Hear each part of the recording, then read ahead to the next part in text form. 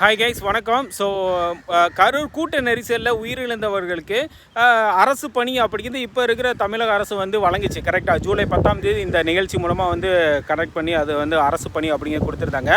இதை எதிர்த்து வந்து மதுரை பெஞ்ச், அதாவது மெட்ராஸ் ஹைகோர்ட் மதுரை பிரான்ச்சில் வந்து கேஸ் வந்து ஃபைல் பண்ணியிருந்தாங்க.